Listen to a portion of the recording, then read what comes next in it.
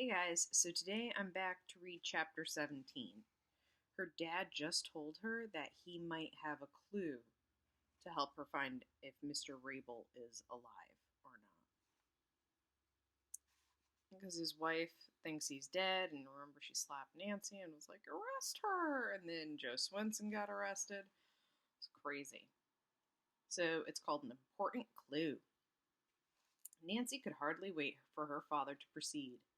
She left the arm of his chair and seated herself on a couch opposite him. As you recall, the lawyer began, I mentioned that Felix Rabel practically had stolen my client's invention, an improvement for an automatic elevator.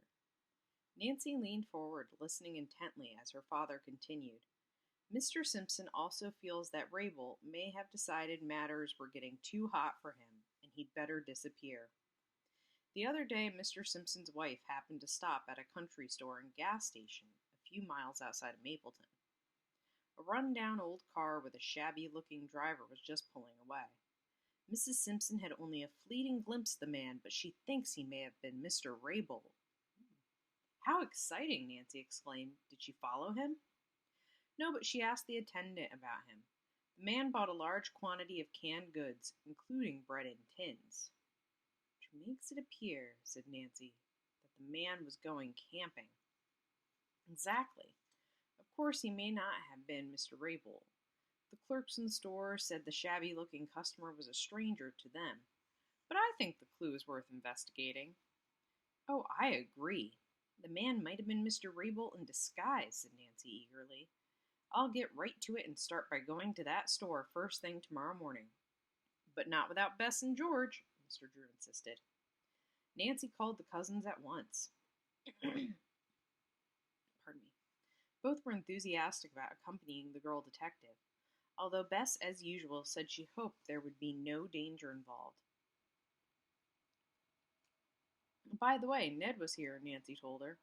He's going to deliver our gifts to Honey, then take her and her mother to see Mr. Swanson. Good, Bess giggled. I see you're starting this friendship with Ned correctly. Make your date work for you. She hung up before Nancy could retort. The following morning, the girls drove to the country store, made a few purchases, then asked if the stranger in the old car had ever come back. No, he never did, but he had no reason to, one of the clerks said. The tank of that old crate was full to the brim, and there was enough food in the back seat to last the guy a month. Which way did he go? Nancy asked. The man pointed in a direction opposite to the one where the burned Rabel home was located. After Nancy had received a full description of the old car, she followed the road it had taken. Presently, she said, Girls, if you were coming along here and playing to hide, where would you go?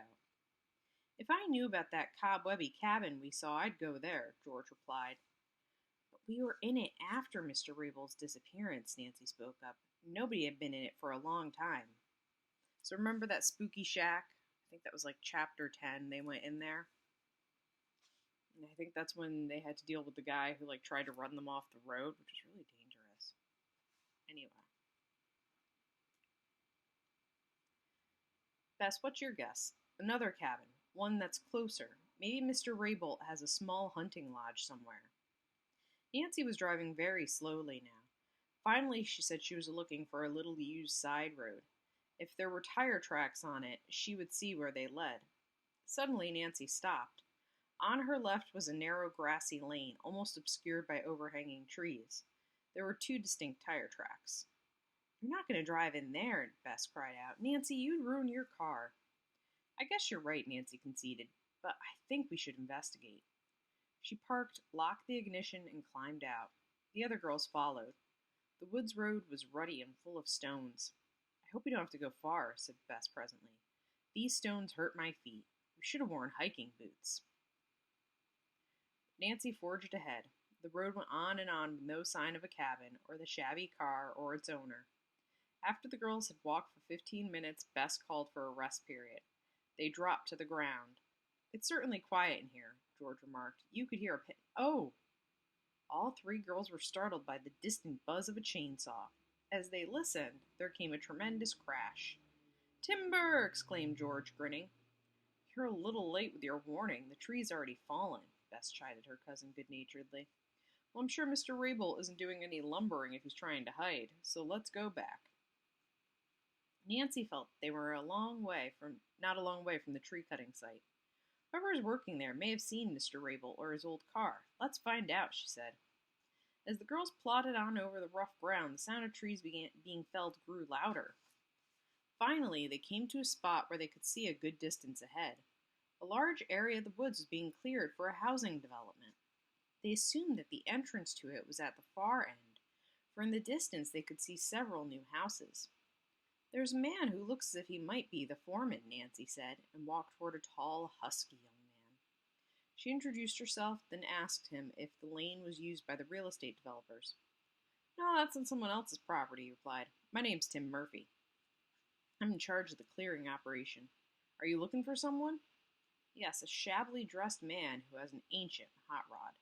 Nancy grinned. We thought he might be staying in a shack in these woods. Tim Murphy's reply startled the girls. I think your friend was here, but left mysteriously. This development has been held up, and we just resumed work a couple of days ago. There's a little shack not far from here. It was empty, so whenever we had a downpour, my men and I used it for shelter. 2 days ago we went there. What a surprise we got. A man came out with a shotgun and ordered us away. He was tall and thin, and his clothes were very shabby. I wonder who that could be. Was there a car around? George asked. Yes, a black crate that sure was beat up. Think this is the man you're looking for? Yes, said Bess, but if he has a shotgun, we're not going near him. Tim Murphy laughed. You needn't worry. He's gone. This revelation. Sorry, I tried to combine revelation and realization together and make them one word. The word doesn't exist. This revelation shattered Nancy's hope that her quest was nearing an end. When did he leave? During the night, and he hasn't come back. I have an idea he won't either. I got the impression he wanted to be alone, and an expanding housing development is no place for a recluse. Say, do you mind telling me why you girls are interested in such a peculiar guy? They were spared the necessity of answering Murphy when a worker called him away. He went off hurriedly, and the girls started back to the lane. They were silent until they came to the spot where they had rested before.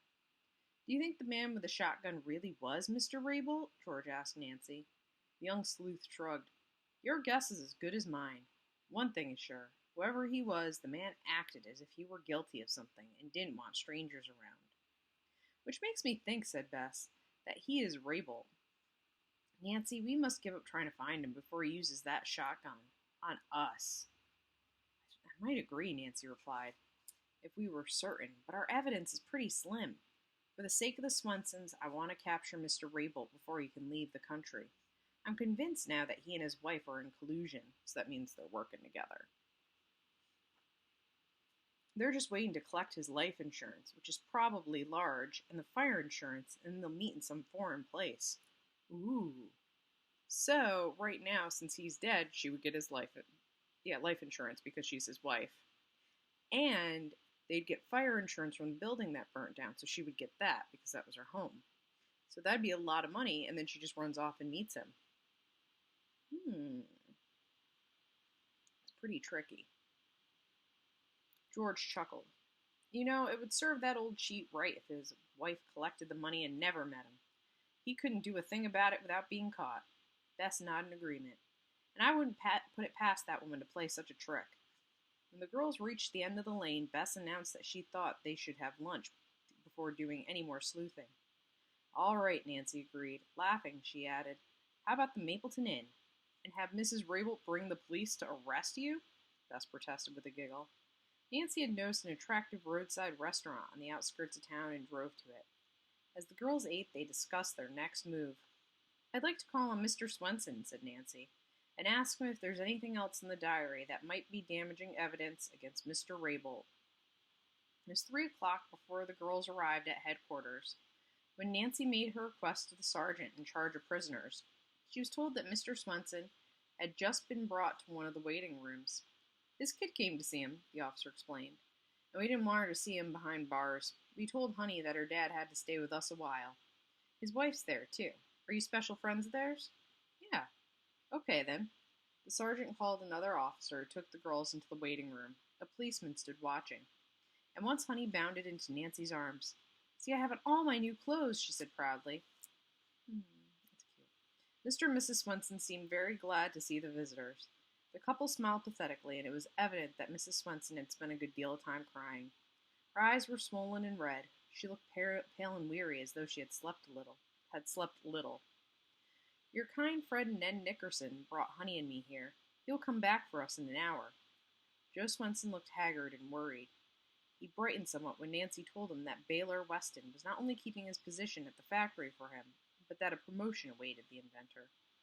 "You're the only one that can help us," Mrs. Swenson said tearfully to Nancy. "We haven't enough money to engage a lawyer, and we have no well-to-do friends. If the case actually comes to trial, I know my father will defend Mr. Swenson without a fee," Nancy assured her. "However, I'm hopeful that will prove your husband's innocence before that time. The book you have may help," Mr. Swenson said guardedly. "So what book does she have?" "Yeah, his diary." Nancy nodded. She knew he meant the diary. It was still in her purse. She told herself, "I'll have the rest of it translated at once." The girls remained a few minutes longer, then departed, realizing that the little family wished to be alone. When they reached the street, Nancy told her friends, "If Mr. Peterson's well enough, I'm going to see if he will read the diary. Let's go to a phone and find out." All right, and that is the end of chapter 17. We only have 3 more to go, guys, so this is going to wrap up quick. I'm very excited. All right, see you tomorrow.